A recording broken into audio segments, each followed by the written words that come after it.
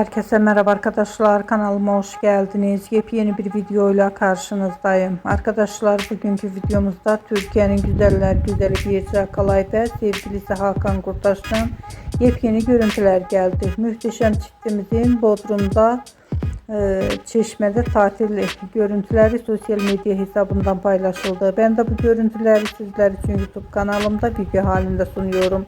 Umarım beğenirsiniz. Arkadaşlar, videomu beğendiyseniz kanalımı izlemeyi ve bildirim butonuna basmayı unutmayın. Şimdilik benden bu kadar olsun. Yeni videomuzda görüşmek üzere. Hoşça kalın.